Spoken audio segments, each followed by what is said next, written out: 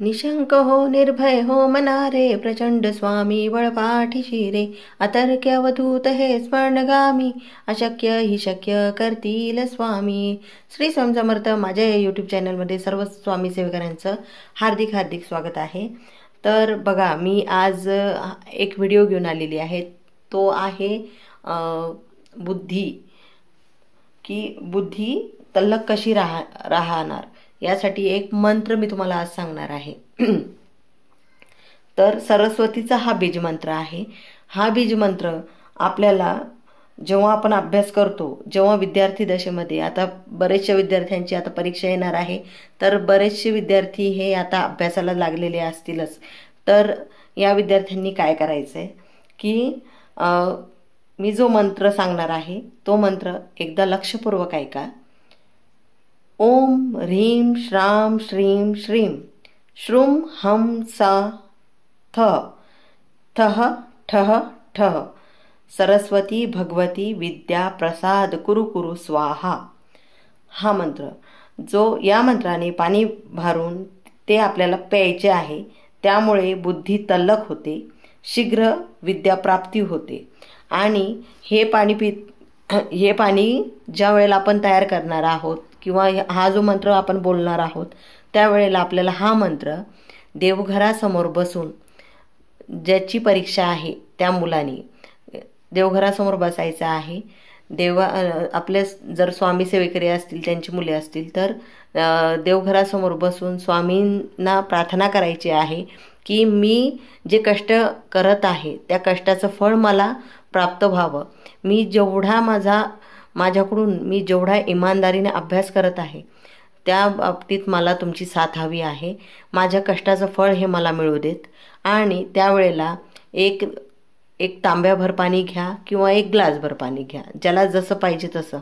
तर तेवढं पाणी घेऊन त्या पाण्यावर उजवा हात आपला ठेवायचा आहे, त्या तांब्यावर किंवा ग्लासवर.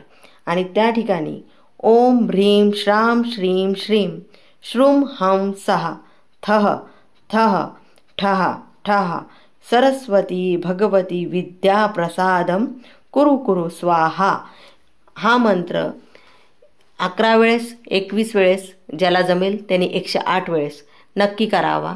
आणि हा मंत्र म्हणत असताना पूर्णपणे विश्वास असावा स्वतःवर. आणि तुम्ही हे बघा, आता किती जरी नाही म्हटलं तर बरेच जण म्हणतील की आता मंत्र म्हणून परीक्षा द्यायला आम्ही जाणार का. पण तसं नाही आहे. पण आपण कष्टही तेवढेच करायचे आहे. पण आपल्याला आपल्या कष्टासोबत नशिबाची साथ लागणार आहे, अध्यात्माची साथ लागणार आहे.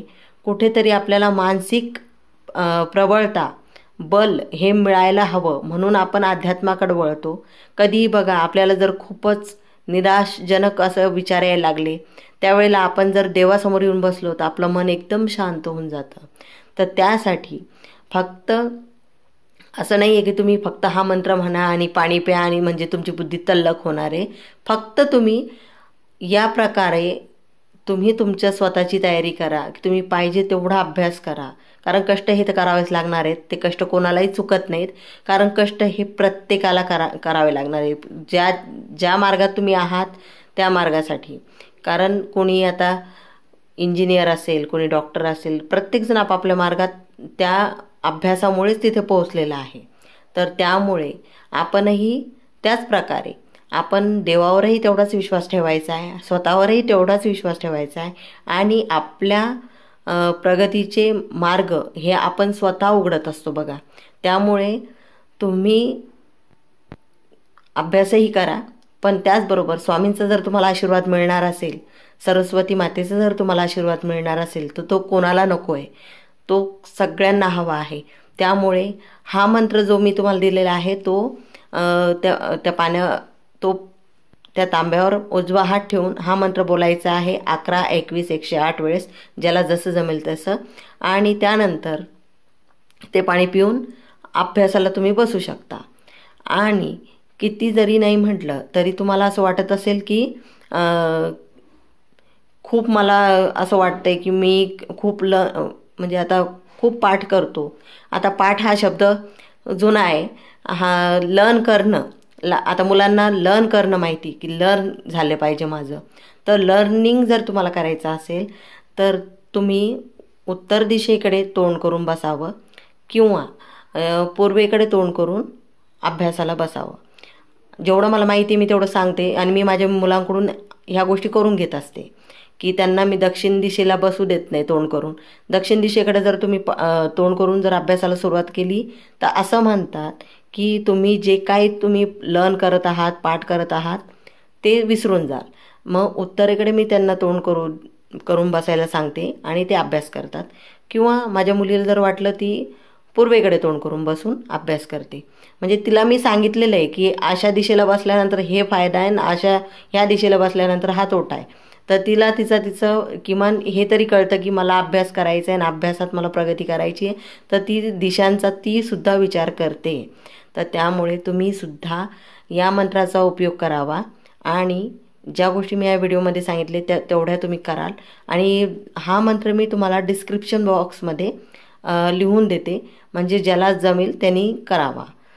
बस एवढंच मला तुम्हाला सांगायचं होतं. चालेल, मग सर्वांना श्री स्वामी समर्थ.